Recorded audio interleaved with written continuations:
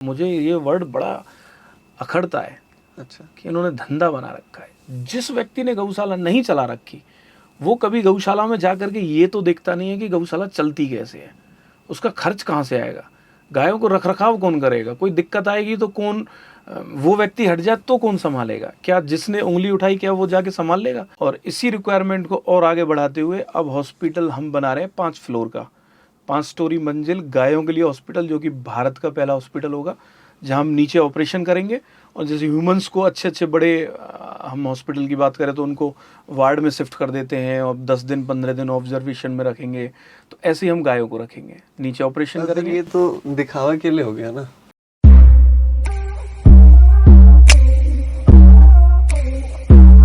नमस्ते सभी को, मेरा नाम है Dikshant Pilania. Welcome to India's most versatile podcast एक कंफ्यूज्ड इडियट्स।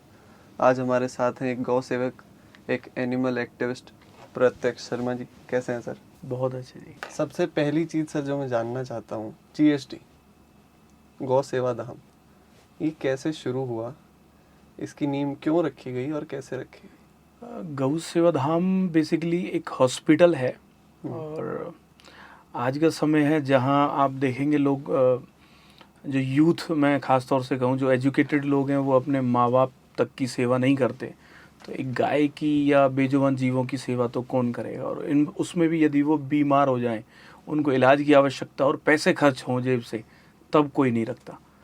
तो पूज्य देवी चित्रलेखा जी का ये प्रकल्प, ऐसा एक विचार था कि कम से कम गायों को और जो बेजुबान जीव हैं जिनको इलाज की आवश्यकता है उनको एक एप्रोप्रिएट अच्छा सा एक इलाज मिल जाए और जितनी उनकी सेवा उनकी मदद हो पाए उतनी सेवा मदद इस स्थान पर की जाए। तो उसी उद्देश्य को लेकर के कि ब्रज क्षेत्र जहाँ वृंदावन की नगरी है, जहाँ भगवान श्री कृष्ण गौ माता को पूजते थे, आज वहाँ गाय यदि बीमार हो जाए तो कोई इलाज का कहीं कोई केंद्र ही नहीं है। तो उस केंद्र की स्थापना यहाँ 2013 में ये लगभग। तो क्या ये इकलौता एनिमल हॉस्पिटल है? आप कह सकते हैं, क्योंकि गवर्नमेंट के जो होते हैं वो वेटनरी के केंद्र होते हैं लेकिन वहाँ सेल्टर्स नहीं होते, यानी कि हम वहाँ ट्रीटमेंट दे सकते हैं। और खैर गवर्नमेंट या कोई सरकारी केंद्र है उसके बारे में तो मैं आपको बताऊं क्या, फिर भी वहाँ एक तंत्र होता है लेकिन वहाँ एक अच्छी सुविधाएं नहीं होती हैं, तो रखने का तो है ही नहीं, शेल्टर आपको कहीं मिलेगा ही नहीं। तो उस शेल्टर को लेकर के ये हॉस्पिटल अपना कार्य कर रहा है।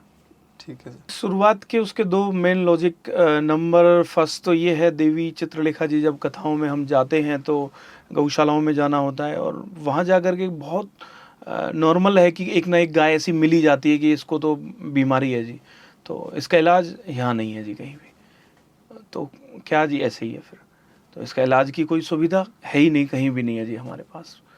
तो ऐसा कि गाय के लिए गौशालाएं सब खोल रहे हैं पर इलाज तो है ही नहीं, इलाज के लिए क्या करें। गवर्नमेंट के केंद्र होते हैं, वो मैंने बताया कि वहाँ शेल्टर वगैरह नहीं होता, वो नॉर्मल ट्रीटमेंट दे सकते हैं और फिर उसके बाद वापस घर लेके जाओ। जो बेसहारा गाय, रोड की गाय, उसको कौन लेके जाएगा घर, वो भी बीमार। और एक ऐसा वाकया हुआ ही कि एग्जैक्टली दिल्ली एयरपोर्ट जाते हुए यहाँ बीच में जो शहर का कचरा होता है वो पड़ा था, तो वहाँ पर एक गाय एक्सीडेंट हो गई थी। तो उस समय देवी जी, माता पिताजी सब एयरपोर्ट जा रहे थे, उन्होंने बहुत प्रयास किया कि हम उसको कहीं किसी व्यक्ति, किसी गौशाला में पहुंचा दें। तो सबका एक ही जवाब आता है जी इसको हॉस्पिटल की ज़रूरत है। हॉस्पिटल कहाँ है, हॉस्पिटल तो कहीं है ही नहीं। तो उस समय को बहुत टाइम हो गया। खैर उसके बाद धीरे धीरे मन में एक संकल्प छोटा सा उस समय बन गया था और ये होता सिर्फ उन्हीं की कृपा से है। तो ऐसा बन गया और वो बन के धीरे धीरे धीरे धीरे आज वो ये गौ सेवा धाम का स्वरूप है। जो मैंने अभी देखा कि जो गौ सेवा धाम है बहुत ज़्यादा एरिया में फैला हुआ है, बहुत बड़ा बड़ा स्ट्रक्चर है, बहुत बड़े बड़े टीन शेड हैं, गाय माता के लिए भी ऑफिस भी है, प्रोडक्ट रूम भी है, सारी चीज़ें हैं। तो ये पहले दिन से ही इस विजन के साथ बनाया गया था कि एक दिन ये इतना बड़ा होगा, या फिर पहले एक टीन शेड था फिर दूसरा हुआ? नहीं, एग्जैक्टली देखो, शुरुआत तो ये थी कि गायों को ट्रीटमेंट मिल जाए और हमने इसको 2 एकड़ में स्टार्ट किया था, आज ये 6 एकड़ में है। तो उस समय सिर्फ ये था, उस समय तो उल्टा ऐसा था माइंड में कि हमने स्टार्ट तो कर दिया बट वो गाय का एक्सीडेंट हुआ था फरीदाबाद में बहुत पहले। तो हम अब जब हॉस्पिटल यहाँ खोल रहे हैं तो यहाँ आसपास लोगों को कैसे बताएंगे या कहाँ से बीमार गाय लाएंगे कि भैया हॉस्पिटल खुल गया, बीमार गाय हमें दो। तो ऐसा मतलब माइंड में था। और ऐसा एक फील होता था कि गाय लाएंगे कहाँ से बीमार। तो ये सब अपनी जैसी रिक्वायरमेंट, जैसी हमें ज़रूरत महसूस होती गई, उसी हिसाब से ये सब बढ़ता गया। पहले टीन शेड एक था, फिर दो था, फिर उसके बाद भूसाघर की ज़रूरत हुई, फिर उसके बाद गाय ज़्यादा हो गई तो बड़ा टीन शेड, फिर proper operation theatre, lab, diagnostic lab, और फिर और वार्ड, फिर गायों को विचरण के लिए वार्ड। और इसी रिक्वायरमेंट को और आगे बढ़ाते हुए अब हॉस्पिटल हम बना रहे हैं 5 फ्लोर का, 5 स्टोरी मंजिल गायों के लिए हॉस्पिटल, जो कि भारत का पहला हॉस्पिटल होगा, जहाँ हम नीचे ऑपरेशन करेंगे और जैसे ह्यूमंस को अच्छे अच्छे बड़े हम हॉस्पिटल की बात करें तो उनको वार्ड में शिफ्ट कर देते हैं और 10 दिन 15 दिन ऑब्जर्वेशन में रखेंगे, तो ऐसे ही हम गायों को रखेंगे, नीचे ऑपरेशन सर करेंगे। ये तो दिखावा के लिए हो गया ना? इसको दिखावा नहीं कह सकते, ये एक डॉक्टरी लाइन में मैं यदि बात करूँ तो ये एक नेसेसरी स्टेप है जो गायों को, ह्यूमंस को भी चाहिए और गायों को भी चाहिए। कोई डिफरेंस नहीं है ना डॉक्टर में और ना ही गायों में। नहीं, या डिफरेंस है। देखो, मैं टाइल पे आराम से चल सकता हूँ, गाय माता नहीं चल सकती। उस फ्लोर पर जो टेक्निकली जो यूज़ किया जाएगा वो ऑब्वियसली टाइल नहीं होंगी, हाँ। उस पर मैट लगाया जाएगा। सिर्फ उनके एक हाइजीन के लिए एक वार्ड होता है, पीओसी वार्ड, हर किसी उसको शिफ्ट किया जाता है। ह्यूमंस के लिए तो बहुत सारे वार्ड हैं, वेटनरी में तो हम उसको पीओसी वार्ड बोल सकते हैं, पोस्ट ऑपरेटिव केयर। अच्छा। अब उसको हम आईसीयू बोलें, एनआईसीयू बोलें, या फिर और भी कई कई अलग अलग वार्ड हैं। तो सेम गायों को ऑपरेशन करने के बाद जो टेक्निकली टर्म्स है डॉक्टर्स की लाइन में, वो ये है कि 50 से 80% जो गाय या कोई भी गौवंश, कोई भी जीव यदि एक्सपायर होता है वो इन्फेक्शन की वजह से एक्सपायर होता है। इन्फेक्शन को कैसे रोकोगे? जब तक आप उसको एक अच्छा सा एनवायरनमेंट नहीं दोगे, इन्फेक्शन फ्री एनवायरनमेंट नहीं दोगे। ऑपरेशन किया हमने, उसको मिट्टी में रख दिया, कच्चे में रख दिया, ज़मीन में रख दिया, हाइजीन नहीं है वहाँ पर, उसकी केयर नहीं हो पा रही है अच्छे से, तो ऑब्वियसली इन्फेक्शन फैलेगा। तो ये तो सर वैसे ही धरती पे ही 10,000 स्क्वायर फीट जगह पे बना देते हैं आप। फिर इस जगह की बात करूँ तो मैं, ये जगह हमारे पास अभी जब हम बना रहे हैं तो एक फ्लोर पर हम अभी रख पाएंगे 200 गाय।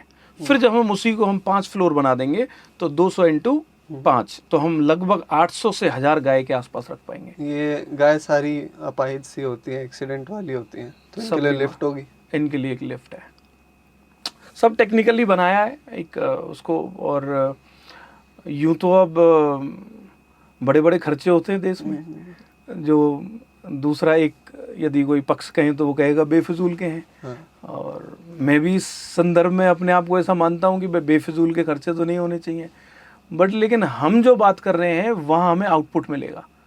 यदि मैं बात करूँ, रतन टाटा जी ने अभी हॉस्पिटल खोला है, रीज़न उसका ये बताया गया कि उन्होंने एक डॉग पाला था और उसको कोई बीमारी हो गई थी और फिर वो सही नहीं हुआ, फिर वो विदेश लेके गए और जब वो एक्सपायर हो गया वहाँ, तो उनको ऐसा मन में लगा कि वे एक यहाँ पर अच्छा सा हॉस्पिटल होना चाहिए।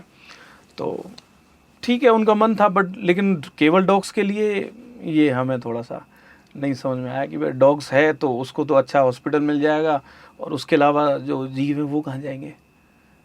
तो हम सभी जीवों को लेके चल रहे हैं, चाहे डॉग है, और गायों को तो कोई भी नहीं लेता। गायों को पालता है किसान, किसान उसको अपनी ज़रूरत के लिए ज़्यादातर पालता है। वो वाले राम और श्याम 2 बैल थे किसान के, वो किसान तो अब रहे नहीं, अब तो ज़रूरत के लिए पालता है, और जब ज़रूरत नहीं होती या वो ज़रूरत पूरी नहीं कर सकता तो छोड़ दिया जाता है, क्योंकि उसमें खर्चा बहुत आएगा। यदि इलाज कराएगा तो कहीं लेके भी जाना पड़ेगा, वहाँ दवाई का भी खर्चा है, तो वो सब खर्चे यहाँ गौ सेवाधाम में नहीं लिए जाते। आप सिर्फ गाय पालो, गौवंश पालो, और यदि कोई जीव है तो उसका इलाज तो है ही। तो गाय के लिए आप टेंशन फ्री हो, आप कभी भी कोई भी गाय को बीमारी हुई यहाँ लेकर के आओ, फ्री इलाज होगा। और एम्बुलेंस सेवा भी फ्री है? एम्बुलेंस सेवा फ्री है। इन केस एक सिंपल सा लॉजिक है, यदि कोई पर्सनल अपनी गाय पालता है तो उसको 2 चीज़ें बताई जाती हैं, आप गाय को ले आएँ और उसकी जो दवाई है, जो दवाई है वो आप ले आएँ। उसमें भी कोई हमसे कहता है जी मेरे पास सामर्थ्य नहीं है, बजट नहीं है, तो हम फ्री में इलाज करते हैं। ठीक है। एक दिन कैसा दिखता है एनिमल हॉस्पिटल में? क्या कार्यशैली होती है पूरे दिन? भागदौड़ी है, डॉक्टर हैं तो उनको भी बड़ी स्पीड से काम करना है, एम्बुलेंस है तो उसको भी जाना है। कितने एम्बुलेंस है हमारे पास? अप्रॉक्स 12 एम्बुलेंस, 12-13 एम्बुलेंसेस हैं। डॉक्टर सर्जन एक हैं, और सर्जन के अलावा कंपाउंडर की टीम है, 12-13 लोगों की टीम डॉक्टर्स की है।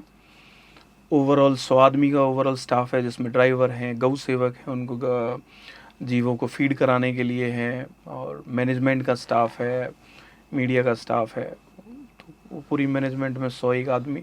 और रोजाना की कितने गाय आती हैं? पर डे आप ऐसे माने कंप्लेंट हमारे पास तो 20-25 कंप्लेंट आएंगी, जिसमें से हम 5-10 कंप्लेंट तो ऑन साइट करते हैं, अच्छा। बाइक से या एम्बुलेंस से। जो ज़्यादा क्रिटिकल कंडीशन है, जिनको एडमिट होना है, जिनको ऑपरेशन की आवश्यकता है, उनको एम्बुलेंस के माध्यम से यहीं लाया जाता है। शुरुआत ऐसा मान सकते हो, खैर बंद तो नहीं होता ये, इसकी दिन की भी शुरुआत है और रात की भी है, तो रात को भी बंद नहीं होता, एम्बुलेंस और ड्राइवर रहते हैं। और फिर भी रात को थोड़ी सी एक इमरजेंसी केसेस पे काम किया जाता है, बहुत ज़्यादा रोड एक्सीडेंट खास तौर से मैं बात करूँ तो वो कंप्लेंट लिख करके जाएंगे। दिन में जैसे ही नेक्स्ट जो स्टाफ आएगा, वो इमीडिएटली 2 एम्बुलेंस उधर गई, 2 उधर गई, जीपीएस से लोकेशन ट्रैक करी, उधर की 4-5 कंप्लेंट उसको दे दी, उसकी कंप्लेंट उसको दे दी, बीच में कॉल आ गया तो उसका ड्राइवर का नंबर शेयर कर दिया, वो वहाँ से उस गाय की भी कंप्लेंट करके आएगा। इधर डॉक्टर्स अपने ट्रीटमेंट में लग जाएंगे, कुछ गायों को खड़ा करेंगे, गौ सेवक पानी पिलाएंगे, सफाई करेंगे, इस तरीके से पूरा दिन। तो ये काम जितना आसान दिखता है उतना है नहीं, कह सकते हैं, क्योंकि लोग जो यहाँ आते हैं वो अपने मन के भाव से ये बात बोलते हैं कि गौशाला और इस हॉस्पिटल में ज़मीन और आसमान का अंतर है। गौशालाओं में हम थोड़ी सी सफाई ना भी करें तो चल जाएगा, चारा हम एक दिन गलती से नहीं डाला किसी ने तो भी चल जाएगा। हमारे यहाँ आईसीयू वार्ड में यदि एक गौवंश को एक दिन खाना नहीं खिलाया, या उसको खाना उसने आज बंद कर दिया, तो आज ही उसको ड्रिप लगाई जाएगी, ग्लूकोज दिया जाएगा। वो अलग बात है, उसकी जीवन जो है वो प्रभु के हाथ में है। हमारा कर्तव्य है उसकी सेवा करना, जब तक वो यहाँ जीवित है, जब तक हम उसकी सेवा करते हैं, उसको खिलाते पिलाते हैं, ड्रिप लगाते हैं, गौ सेवक अपना काम करते हैं, डॉक्टर्स अपना काम करते हैं। अगर मान लो कि 100 गाय लाई जाती हैं, एक्सीडेंट वाली, बीमार या फिर कैसी भी, तो उनमें से कितनी बच पाती हैं? केस के ऊपर है। ज़्यादातर एक्सीडेंट की मैं यदि बात करूं तो बीमारी तो बहुत सारी हैं गायों को, जो ह्यूमंस को बीमारी हैं, कैंसर भी है, प्रेगनेंसी में भी कॉम्प्लिकेशन है, और भी बहुत सारी सब बीमारी हैं। लेकिन एक्सीडेंट की बात करूं तो आप एक्सीडेंट को तो ये मानो 50% चांस ये होते हैं कि वो गाय नहीं बचेगी, क्योंकि एक्सीडेंट किसी गाय का होता है तो हाईवे पर, मेन हाईवे पर गाड़ी स्पीड में होती है, और उस एक्सीडेंट में कोई ना कोई फ्रैक्चर, मेजर फ्रैक्चर ज़रूर होगा, चाहे वो हड्डी है, पैर की है, बोन है, कोई सी भी कहीं ना कहीं से, और भी नहीं तो हिप जॉइंट्स वगैरह जो है डिसलोकेट हो जाते हैं, जिसको जोड़ना बहुत इम्पॉसिबल है। गायों को हम प्लास्टर नहीं कर सकते हिप जॉइंट्स पर, घुटने से नीचे है तो प्लास्टर कर सकते हैं, रॉड भी डाल सकते हैं, तो कॉम्प्लिकेशन बहुत ज़्यादा होती हैं। उस गाय को बचाने में, गौवंश को बचाने में बहुत मेहनत तो लगती है ही, खैर, बट उसमें चांसेस भी बहुत कम होते हैं। अगर कोई गौ माता ख़त्म हो जाती हैं तो उनका क्या किया जाता है? हम गौ माताओं के लिए जेसीबी पहले रेंट पे लेते थे, अब तो किसी डोनर ने एक जेसीबी हमें दे रखी है, तो जो भी गौ माता एक्सपायर होती हैं, अंतिम संस्कार करते हैं, नमक भी डालते हैं, उनको फूल भी अर्पित करते हैं, और प्रॉपर विधि विधान से। ये किसी सरकारी ज़मीन पे दबाते हो आप? हाँ, गवर्नमेंट की ऐसी कोई सच हमें लीज्ड कोई ऐसी लैंड है नहीं, बट हाँ, जो हमारे पास एक्स्ट्रा लैंड इधर गवर्नमेंट की कहीं पड़ी हुई होती हैं, रेलवे लाइन के किनारे हम जगह ढूंढ के बना के साफ़ करके उसको कर लेते हैं। वन विभाग की कुछ ज़मीन है, उसको साफ़ करते हैं, उसको कर लेते हैं। और जो गाय ठीक हो गई उनका क्या होता है? बहुत ज़्यादा तादाद में तो वो गाय होती हैं जो रोड से लाई गई हैं, जिनका कोई मालिक नहीं है। तो हम जिन गौशालाओं से बीमार गौ माता लाते हैं, तो हम उनसे निवेदन करते हैं, जी आपसे हमने एक गाय ली है, 2 गाय आप अपनी गौशाला में सम्मिलित कर लें। बहुत गौशाला लेती हैं, बहुत नहीं लेती, उनकी भी अपनी व्यवस्थाएं होंगी, जगह की या स्थान की जो भी है। फिर भी हम तो प्रयास करते हैं, किसी भी गाय को हमने आज तक वापस रोड पर नहीं छोड़ा। जो भी गौवंश आता है, इलाज करने के बाद हम उसको गौशाला में ही छोड़ते हैं, चाहे हम कहीं भी कोई भी सेटलमेंट करें। जैसे आजकल स्ट्रे डॉग्स को अडॉप्ट करने का कल्चर बहुत चल रहा है कि आप कोई भी गली का कुत्ता अडॉप्ट कर लीजिए, खरीदे मत। तो क्या ऐसा गाय में भी है? नहीं है। गायों में लोग सिर्फ गाय को जब अडॉप्ट करेंगे कि आप उसको बोल दो ये 10 लीटर दूध देगी आपके घर। अच्छा। यदि आपने बोला जी ये दूध नहीं देगी, तो कोई भी अडॉप्ट कोई भी नहीं करेगा। अब वो 2-4% कोई गौ भक्त हुए बड़े मन के भाव से तो अलग बात है, कोई भी नहीं करता। हमारे धर्म में गौ माता को इतना स्पिरिचुअल क्यों माना जाता है? देखिए, धर्मों की बात तो सिर्फ इतनी है कि हम हिंदू धर्म में हैं और इसको मानने के लिए वर्बली नहीं मानना चाहिए, इसको पढ़ना चाहिए। हम एजुकेटेड हैं तो हमें पढ़ना चाहिए, और जब हम पढ़ते हैं तो हमें ग्रंथों में ये सब चीज़ें बताई गई हैं। फिर ग्रंथ के अलावा टेक्निकली भी बात करें तो अभी तो बहुत ज़्यादा गौवंश के बारे में, आप चाहे किसी भी देश के बारे में बात करें, स्विट्ज़रलैंड में तो ख़ासतौर से मुझे ऐसा याद है, काऊ कडलिंग करके उन्होंने स्टार्ट किया है। किसी डॉग को कडलिंग करने का नहीं बोला, काऊ कडलिंग है कि आप यदि गाय, आप डिप्रेस्ड हो, स्ट्रेस्ड हो, तो आप गौशाला या जो उनकी डेयरी है उनकी, तो आप वहाँ जाएं और गाय के साथ थोड़ा टाइम स्पेंड करें, कडल करें, गले लगे। कडल करें। तो उससे क्या होगा, आप उसको सहलाएंगे तो आपका स्ट्रेस कम होगा। ये चीज़ हमारे ग्रंथों में भी गौ माता की बहुत सारी है कि आप यदि उसके कमर पर हाथ फेरते हैं तो जो देसी गाय है उसका एक टाड़ बना हुआ होता है, हम्प जिसको बोलते हैं, तो वो सूर्य की किरणों को ज़्यादा ऑब्जर्व करता है। तो हमें बहुत सारी बीमारी, बीपी वगैरह ये सब जो होती हैं, तो उससे काफ़ी मतलब हमें इफ़ेक्ट मिलता है। सेकेंडली, गौ माता का दूध जो है वो बड़ा डिफ्रेशिएट करता है और भी किसी भी गाय या किसी भैंस, बफेलो, इसके दूध से। उसमें A2 के प्रोटीन्स आदि पाए जाते हैं। तो ये बहुत सारी चीज़ें हैं। मैंने यहाँ पे गाय तो बहुत सारी देखी, लगभग 100 गाय होंगी अभी जो ICU वार्ड जो है, पर नंदी बैल एक भी नहीं दिखा। एक्चुअली क्या होता है, जो बछड़ा है जब वो बड़ा होगा तो उसी दौरान उसकी नसबंदी कर दी जाती है, तो वो बन जाता है बैल। अच्छा। और जो जिसको नसबंदी नहीं करेंगे, जिसको हम खुला छोड़ देंगे, वो बन जाएगा सांड। अच्छा। तो सांड जो है वो आपको देखने में बड़ा एग्रेसिव सा लगेगा, और बैल जो है वो गऊ जैसा, शरीफ जैसा सा लगेगा। वो बग्गी चलाता है। हाँ, वो बुग्गी जो हमारी बैलगाड़ी है उसको चलाता है। तो हाँ, ये तो है, बैल नहीं मिलेगा, क्योंकि बैल तो लोग यदि कोई पालता है तो उसी बेनिफिट के लिए पालता है, बुग्गी चलाने के लिए, तो बैल को तो पास ही रखते हैं।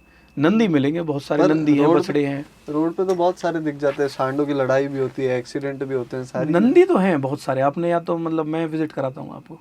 अच्छा। आप ऐसा मानोगे कि अब मैं विजिट कराता हूँ, आपको नंदी मिलेंगे। अच्छा। ऐसे ऐसे नंदी हमारे यहाँ तो बहुत केस हैं। ट्रेन एक्सीडेंट, रोड एक्सीडेंट, पूरा पेट फट गया, पैर पूरा टूट गया, प्लास्टर भी किया हमने। कई नंदी तो सही भी हो गए इतने हैवी वेट होने के बाद। इवन जो हम मशीन से खड़ा करते हैं, फोर्कलिफ्ट मशीन, वो प्रॉपरली खड़ा नहीं कर पाती, इतना वेट होता है नंदी में। फिर भी बहुत सारे केस हैं जो अच्छे से बच पाए हैं। जब हम ICU की बात कर ही रहे हैं तो आपके इसमें कैंसर वार्ड भी है। मैं ये जानना चाहता हूँ कि आप लोगों को पता कैसे चलता है किसी गाय के कैंसर है, क्या सिम्टम्स होते हैं, क्या दिखाई देता है? देखो, कैंसर के लिए वैसे तो प्रॉपर एक डॉक्टर एनालाइज करेगा, बट लेकिन मैं अपनी भाषा में बात करें, यानी हम विदाउट डॉक्टर के लोगों की बात करें, तो गौवंश में जो कैंसर है वो एक कॉलीफ्लावर जैसा आपको फील होगा। अच्छा। गोभी का फूल होता है और सींग में या पूंछ में ज़्यादातर होता है, तो उसकी एक ग्रोथ जो है एक कॉलीफ्लावर की जैसी ऐसे बढ़ने लगेगी। अब यदि स्टार्टिंग में उसको देख लेंगे तो हम उसका ट्रीटमेंट अच्छे से करा सकते हैं as humans. First stage, second stage, third stage. Brain में यहाँ कभी कभी सींग में होता है तो वो धीरे धीरे अंदर की तरफ भी ग्रोथ करने लगता है, कभी कभी बाहर करता है। तो बाहर का तो हम ऑपरेशन कर देते हैं, यदि अंदर वो ग्रोथ करेगा तो ऑपरेशन भी नहीं कर सकते। तो ये छोटे पॉइंट्स हैं जो नॉर्मली ऑब्जर्व कर सकते हैं, बाकी तो फिर डॉक्टर टेक्निकली तो देखते ही हैं। अब इतनी ज़मीन है, इतना इंफ्रास्ट्रक्चर है, 100 आदमी, आपने कर्मचारी भी बताए, डॉक्टर भी हैं, एम्बुलेंस भी है, आना जाना भी है, ये सब फंडिंग कहाँ से आती है? फंडिंग का मेन जो हमारा कह सकते हो हॉस्पिटल के सारा सब कुछ चलाने का देवी चित्रलेखा जी। हाँ जी। और आप साथ मेरी सिस्टर हैं, 7 साल की उम्र से भागवत कथा कर रही हैं। तो कथाओं के दौरान जो व्यक्ति जो अपना सहयोग देता है, चाहे वो गौशाला के लिए या वो डायरेक्ट देवी जी को कोई ऑफरिंग करता है कि हम आपको कोई भेंट दे रहे हैं, तो वो सब कुछ लगा करके वो सारा इसी हॉस्पिटल में वो अपना सब कुछ दे देती है। आप लोगों के पर्सनल कोई खर्चे नहीं है? पर्सनल खर्चे तो जब संस्था में पूरा दिन और पूरी रात यहीं गुजरती है तो कोई ऐसा सच कोई खर्चा है नहीं। फिर भी ये शर्ट है, मान लो 2000 रुपये की भी है। हाँ, तो उसके लिए संस्था एक नॉमिनल खर्चा एज पर लो जो गवर्नमेंट का नियम है वैसे मैं बताऊं तो मैं तो इसमें कोई संकोच भी नहीं करता, मेरी 22,000 रुपये की तनख्वाह है, अच्छा, तो मैं अपने खर्चे डायरेक्टर निकालता की हूँ। तनख्वाह 22,000 रुपये। तो सर, जैसे आजकल बहुत किस्से ऐसे आते हैं कि गौशाला की आड़ में बुचरिंग प्रैक्टिसेस हो रही हैं, उनके बारे में क्या कहना चाहेंगे, क्या कर सकते हैं, और देखो, कौन है ऐसे लोग जो ऐसा करते हैं? सबसे पहले तो गौशाला चलाना एक बहुत बड़ा टास्क है। हाँ जी। यदि जो व्यक्ति गौशाला नहीं चला रहा है वो इस बात को कहे कि अरे ये तो गौशाला चला रखी है इन्होंने, तो धंधा बना रखा है, मुझे ये वर्ड बड़ा अखड़ता है अच्छा। कि इन्होंने धंधा बना रखा है। जिस व्यक्ति ने गौशाला नहीं चला रखी वो कभी गौशाला में जा करके ये तो देखता नहीं है कि गौशाला चलती कैसे है, उसका खर्च कहाँ से आएगा, गायों को रख रखाव कौन करेगा, कोई दिक्कत आएगी तो कौन, वो व्यक्ति हट जाए तो कौन संभालेगा, क्या जिसने उंगली उठाई क्या वो जाके संभाल लेगा? नहीं संभाल सकता। सबसे पहली बात तो गौशालाओं के बारे में उंगली उठाना, खास तौर से मैं यदि बात करूं तो अपने धर्म के लोगों को बंद करना पड़ेगा। आप गौशालाओं में जाओ, जाकर के वहाँ की सेवाओं को, व्यवस्थाओं को देखो, आपको कमी लगती है तो वहाँ थोड़ा इम्प्रूवमेंट कराओ, आप मेहनत करो उसमें, अच्छा थोड़ा टाइम दो। सेकंड थिंग, यदि किसी गौशाला में कुछ गलत हो रहा है तो यदि समाज के लोग जाने लगेंगे, गौशालाओं को देखने लगेंगे, तो शायद ऐसा होना बंद हो जाएगा अपने आप ही। कोई किसी एक की वजह से सब गौशालाओं पे उंगली नहीं उठेगी। तो ये समाज के उन लोगों पे खास तौर से जो उंगली उठाते हैं, उनके लिए मेरा एक काम है छोटा सा कि वो गौशालाओं में जाएं, पहले गौशालाओं को देखें, अपने आसपास की गौशालाओं को देखें क्या काम हो रहा है उसके अंदर, कितनी गौवंश है, कितना उनके पास चारा है, कितना उनके पास फंड है, कैसे वो रसीद काटते हैं, कहाँ से वो पैसा आता है, और अब वो खर्च कहाँ हुआ, उसके लिए एक व्यवस्था क्या है, आदमी है, कोई अकाउंटेंट है, कौन मैनेज कर रहा है। नहीं है तो आप एक दिन निकालो, एक बार हिसाब लगाओ। उनका हिसाब लगाने के लिए, क्योंकि गौशालाओं पे कोई अकाउंटेंट नहीं होता, गौशालाओं में कोई मैनेजर इतने खास, यदि मैं नॉर्मल गौशाला की बात करूं तो नहीं होते। उसको सिर्फ 4 लोग मिल करके एक गौशाला स्टार्ट कर देते हैं कि जो हमारे गांव में या हमारे क्षेत्र में एक गौशाला शुरू कर देते हैं, गाय थोड़ी ज़्यादा हो रही हैं तो इस गौशाला को शुरू करते हैं। उसके लिए लोगों को आगे ज़रूर आना चाहिए, और यदि लोग आगे आएंगे तो किसी गौशाला की वजह से सब गौशालाओं का नाम खराब नहीं होगा। बहुत ही अच्छा जवाब दिया है आपने। अगर हम सब लोग इस चीज़ के लिए प्रयास करेंगे तो ऑब्वियसली जो गलत प्रैक्टिसेस हैं वो कम हो जाएंगी। जैसे अभी आप लोग प्रोडक्ट्स भी बनाते हैं सर, तो ये कहाँ पे अवेलेबल हैं? गायों से जुड़े हुए ज़्यादा प्रोडक्ट्स हैं, वैसे तो अवेलेबल तो अभी यहीं पर ही है। बस यहीं पे ऑफलाइन ही? इसको ऑनलाइन करने में थोड़ा समय लगेगा, क्योंकि उसकी एक पूरी स्ट्रेटेजी बनाई जाएगी पहले, और उसमें थोड़ा लग रहे हैं अभी अब मैंने करेंगे। देखा कि चलो गौ माता का है तो गोबर है वो फ्री में आया है, जो बाकी चीज़ें मिली है, मान लो मुल्तानी मिट्टी है या फिर और भी चीज़ें हैं, वो इतनी कॉस्टली नहीं है। तो एक डिटॉल का साबुन 100 ग्राम का 30-40 रुपए का आता होगा। यहाँ पे हमारा जो साबुन है वो 100-150 रुपए का है। 60 रुपये का खैर साबुन है। देखो, गाय का गोबर ठीक है, आप कह सकते हो फ्री में आता है, लेकिन उसके लिए भी बहुत बड़ा खर्च आता है कि गाय रखना, और वो भी खास तौर से वो गाय रखना जो दूध नहीं देगी। और पर आपका काम सिर्फ प्रोडक्ट बनाना नहीं है ना, आप तो ये ऑलरेडी चला रहे हो, ये आपके लिए एक साइड बेनिफिट है, तो फिर इतनी कॉस्टिंग कैसे?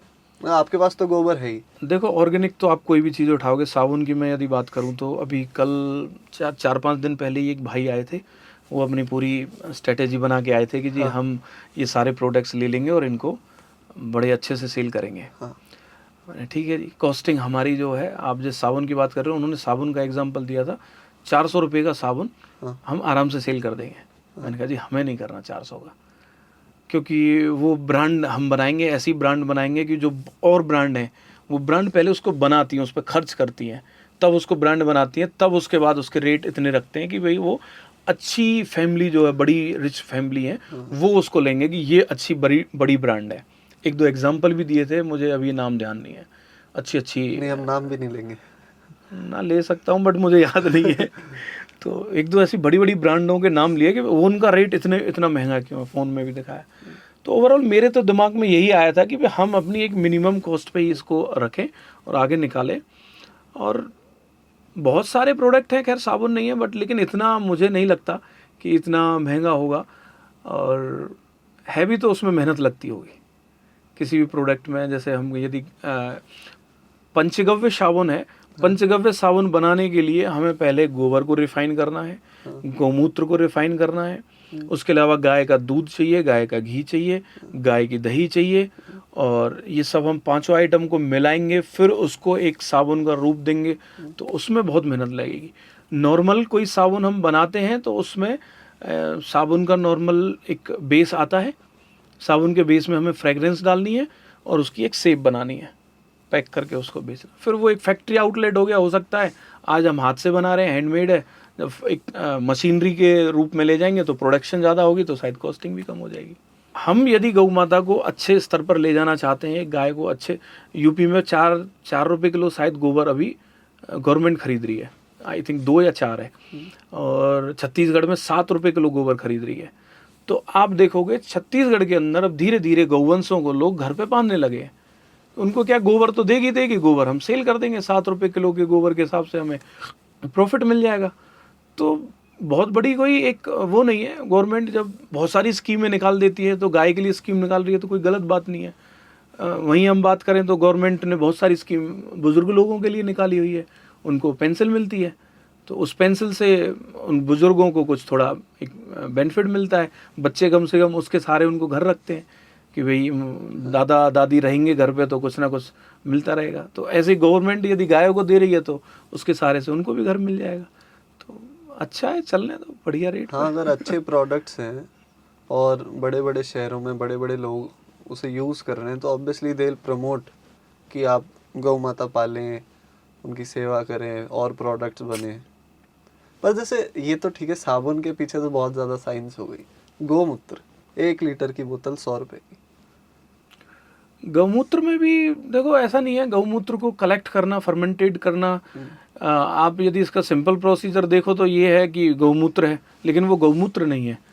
गौमूत्र को गौ अर्क में कन्वर्ट किया जाता है, उसको प्रॉपरली वेपराइज किया जाता है, उसमें सौंफ मिलाई जाती है। हाँ, बाकी तो उसके फ्लेवर के ऊपर है, कौन सा फ्लेवर देना चाहे। तो उसमें जब कलेक्ट करते हैं तो एक एक बूंद बूंद करके उसको कलेक्ट किया जाता पर है। वो इतनी गौ चीजें अर्क तो है। नहीं डलती होंगी जितनी कोका कोला में डलती हैं। अब ये देखो, एक फैक्ट्री आउटलेट की बात करूं तो मैं बहुत ज़्यादा अभी प्रोडक्ट्स देखता नहीं हूँ, कॉस्टिंग भी मुझे आइडिया है नहीं, बट हाँ, लेकिन मेरी ओर से तो जितना है और महंगा हो जाए तो लोगों को खरीदना चाहिए कि गायों का प्रोडक्ट है, इससे गायों को हम डायरेक्टली नहीं तो इनडायरेक्टली कुछ पैसा तो गायों के लिए कंट्रीब्यूट कर रहे हैं। तो वो जहाँ जाएगा वहाँ ऑब्वियस वो गायों के लिए ही जाएगा, गायों के नाम से जाएगा, अपने आप एक ग्राफ बन जाएगा कि ये प्रोडक्ट गायों के से है, जहाँ से भी आ रहा है, चाहे वो किसी इनडायरेक्टली किसी किसान के वहाँ से आ रहा हो, तो बेनिफिट धीरे धीरे धीरे धीरे वहाँ तक पहुँच जाएगा। तो दाम यदि रेट गौ प्रोडक्ट्स के बढ़ रहे हैं तो बढ़ने दो। हमारी जो पीढ़ी है इसको गौ सेवा में क्यों मानना चाहिए? गौ सेवा तो चलो बाद की बात है, सेवा में क्यों मानना चाहिए? देखो, हमारे पिताजी एक एग्जांपल देते थे, हाँ जी, मुझे याद है, मैं वैसे एग्जांपल आज तक मैंने दिया नहीं, बट दे देता हूँ।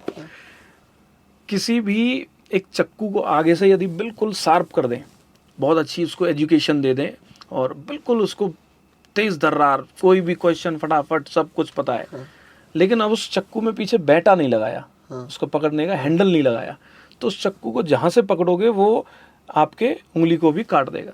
तो आपने एजुकेशन तो इतनी सारी ले ली, इस एजुकेशन का बेस नहीं लिया।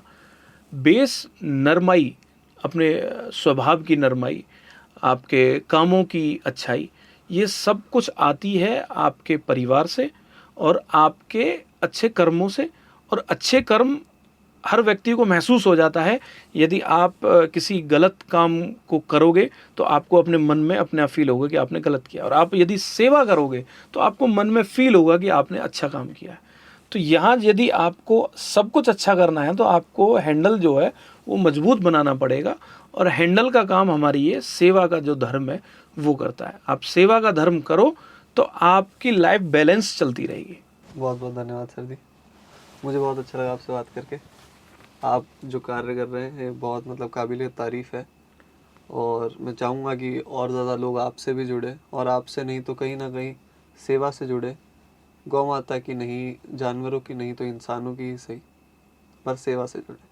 आपके लिए बहुत ज़रूरी है और अगले का तो भला हो ही रहा है। Thank you so much. धन्यवाद। लाइक शेयर सब्सक्राइब बोलना है कैमरे में देख के। कन्फ्यूज इडियट आप लोगों के डाउट्स ज़रूर दूर कर रहा है, करता रहेगा, और इसके लिए चैनल को सब्सक्राइब करें और लाइक शेयर वीडियो को अवश्य करें।